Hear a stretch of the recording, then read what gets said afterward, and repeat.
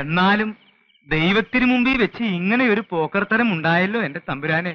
ആകാശത്തിന് തീനാളം ഇറക്കുമെന്ന് പറയുന്ന കാലം വരാറായോ? ഇതിന്റെ ഒരു മുടിഞ്ഞ വേദോപദേശം. മോളെ സൂസി, നീ എന്ന് ഇച്ചിരി കാപ്പി അനത്തിയേ. ശരി മോളിക്കുട്ടി. എന്നാ മച്ചി?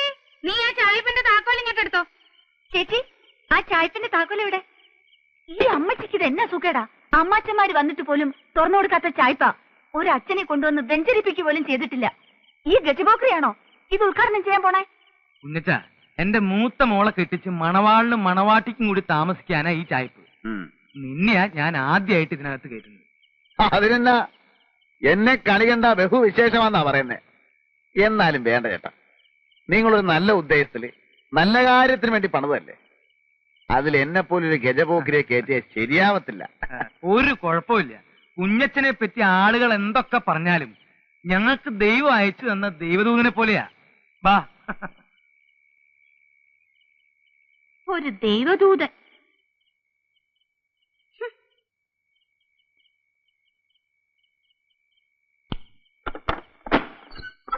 എന്തായാലും ഇത് വലിയൊരു അക്രമമായി പോയി.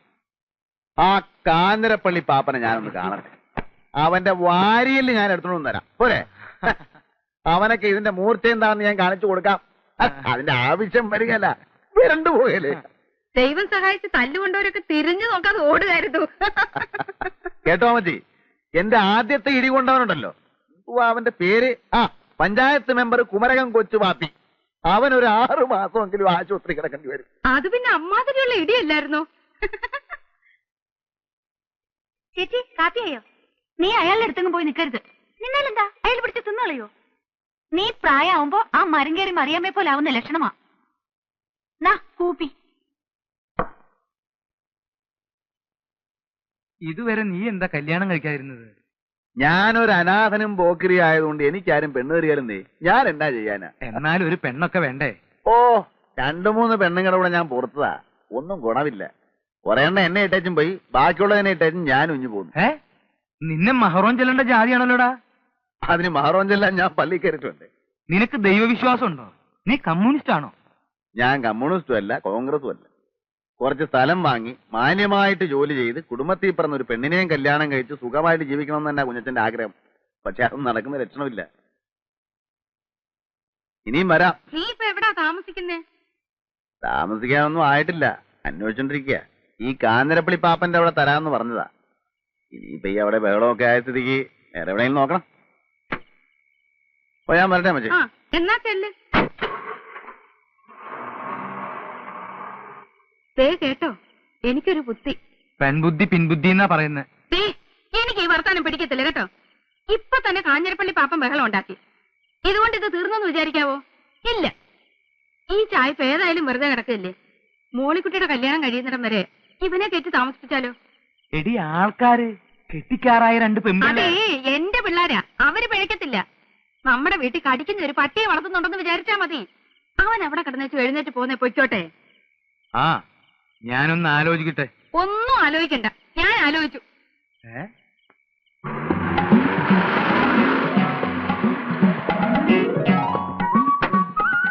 കുഞ്ഞച്ചൻ ചേട്ടൻ.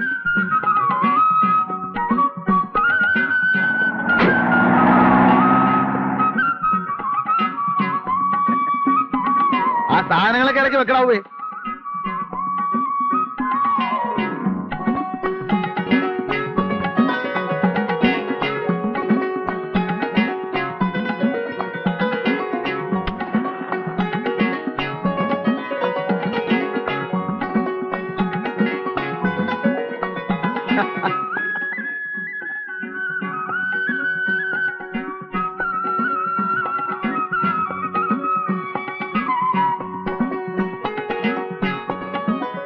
മോളിക്കുട്ടിയെ, അമ്മച്ചിയൊക്കെ അങ്ങോട്ട് വന്നല്ലോ. ഞാനതിന് അമ്മച്ചിയെ കാണാൻ വന്നതല്ല. പിന്നെ എന്തിനാ ഇപ്പൊ ഇങ്ങോട്ട് വന്നത്? ഞാൻ സത്യത്തില് പെരുന്നാളിന്റെ അന്ന് തുടങ്ങി, അല്ല, ആദ്യം ഞാൻ വേദപാഠ ക്ലാസിന്റെ അവിടെ വെച്ച് കണ്ട അന്ന് തുടങ്ങി മോളിക്കുട്ടിയെ ശ്രദ്ധിക്കുന്നു.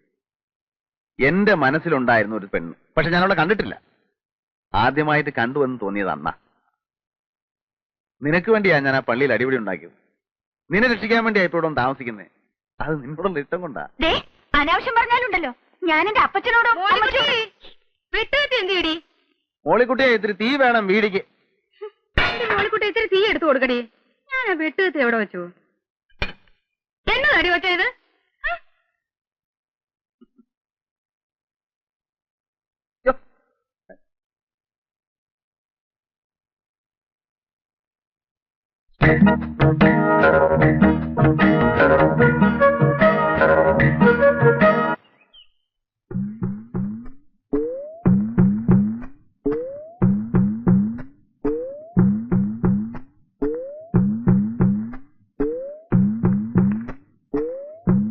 ഈ പ്രിൻസിപ്പൽ കുഞ്ഞച്ചൻ സാറിന്റെ വീടല്ലേ ഇത്?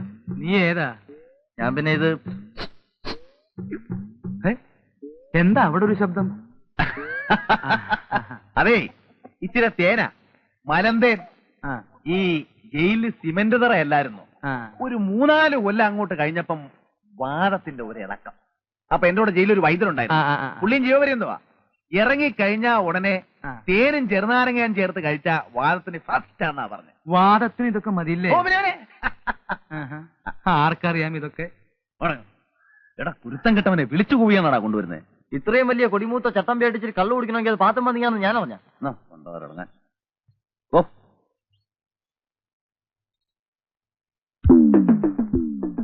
അമ്മച്ചി, എന്തായാലും അമ്മേ ഈ പെണ്ണ് പറയുന്ന കേട്ടോ.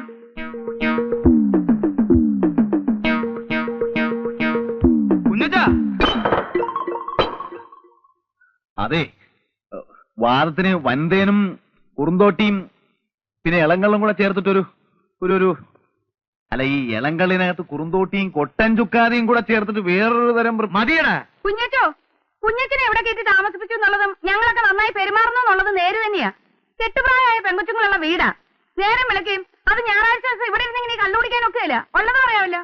അല്ല ചേട്ടത്തി, അല്ലല്ല, ഞാൻ പറഞ്ഞേക്കാം, ഇതിവിടെ പറ്റിയല്ല. ഇരിക്കി. അല്ല, നീ ഇതെന്ത് ഭാവിച്ചാ? ചേട്ടാ, ഉള്ള കാര്യം പറയാമല്ലോ. ഇത് വാദവുമല്ല, വൻതേനുമല്ല, കൊട്ടൻ ചുക്കാതിയുമല്ല, കള്ള. ശീലിച്ചു പോയി. ഞായറാഴ്ച ആവുമ്പോ കുടിച്ചു ബോധം കെട്ട് കിടന്ന് ഉറങ്ങും. നിനക്കപ്പം പള്ളിപ്പോക്കും കുർബാനയൊന്നും ഇല്ലടാ. അതിന്റെയൊക്കെ പ്രായത്തിൽ ഉപദേശിച്ചു തരാൻ വല്ലവരും വേണ്ടേ? എനിക്കൊന്നും നന്നാകണമെന്നുണ്ട്. ആത്മാർത്ഥമായ ആഗ്രഹം കൊണ്ട് പറയുക. ചട്ടമ്പിത്തരവും നിർത്തി എല്ലാം നിർത്തി ഈ ഗ്രാമത്തിലേക്ക് പോകുന്നതും അതിന് തന്നെയാ. പക്ഷേ ഒന്ന് നിയന്ത്രിക്കാൻ ആരെങ്കിലും ഉണ്ടെങ്കിൽ ചിലപ്പോ ഇതൊക്കെ അങ്ങ് നിന്നു പോകും ചേട്ടാ. നിനക്ക് നന്നാവണമെന്നും കുണം പിടിക്കണമെന്നും ശരിയായ ആഗ്രഹം ഉണ്ടെങ്കിൽ നിന്നെ ഞാൻ തന്നെ കൊണ്ടുപോയി സംസാരിപ്പിക്കാം. തന്നെയുമല്ല, ഇടയ്ക്കിടയ്ക്ക് ധ്യാനം വരും. അതിലും സംബന്ധിക്കണം. സംബന്ധിക്കാവോ? ദേ, എന്നോട് ഈ മണഗുണ വർത്താനം പറയരുത്. ചെയ്യാമെന്ന് പറഞ്ഞാൽ ചെയ്തിരിക്കണം. ദൈവത്തിന് മുമ്പിൽ തട്ടിപ്പ് കാണിക്കരുത്. ഇല്ല, ഞാൻ കുമ്പസാരിക്കാം, കുർബാന കൈക്കൊള്ളാൻ, ചേട്ടന്റെ ഉപദേശം അനുസരിച്ച് നടന്നോളാം. ദേ, ഇപ്പൊ ഈ തെറ്റിന് മാപ്പ്. നിന്റെ പാപങ്ങളെല്ലാം ദൈവത്തിന്റെ പ്രതിപുരുഷനായ പുരോഹിതനോട് പറയൂ കുഞ്ഞച്ച. യഥാർത്ഥമായ പശ്ചാത്താപത്തോടും അനുതാപത്തോടും കൂടി നീ പശ്ചാത്തപിച്ചാൽ ദൈവം നിന്നോട് ക്ഷമിക്കും. 10 കൽപ്പനകളിൽ എന്തെങ്കിലും നീ ലംഘിച്ചിട്ടുണ്ടോ? 10 കൽപ്പനകളെന്ന് പറയുമ്പോ നീ മോഷ്ടിച്ചിട്ടുണ്ടോ? ഓ, മാതാപിതാക്കളെയും ഗുരുജനങ്ങളെയും നീ ബഹുമാനിക്കാതിരുന്നിട്ടുണ്ടോ? മാതാപിതാക്കളില്ല, അനാഥ മന്ദിരത്തിലാ വളർന്നത്. പിന്നെ എടുത്തു വളർത്തിയത് അത്. അപ്പോ അദ്ദേഹമാണല്ലോ നിന്റെ പിതാവെന്ന് പറയുന്നേ. ആ പിതാവിനെ നീ നിന്ദിച്ചിട്ടുണ്ടോ? നിന്ദിച്ചിട്ടുണ്ടോന്ന് ചോദിച്ചാ വാക്കുകൊണ്ടോ മറ്റോ? വാക്കുകൊണ്ടൊന്നും നിന്ദിച്ചിട്ടില്ല.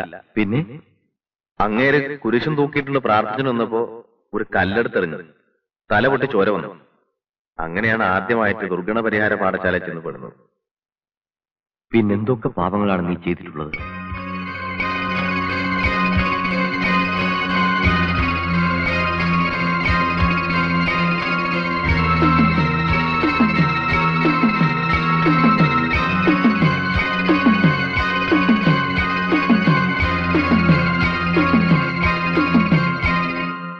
എല്ലാം പൊറുക്കുന്നവനും മറക്കുന്നവനുമായ സ്വർഗസ്ഥനായ ഞങ്ങളുടെ പിതാവേ, അങ്ങയുടെ കുഞ്ഞാടായ ഈ മഹാപാപിയോടും അങ്ങ് ക്ഷമിച്ചു കൊടുക്കണമേ.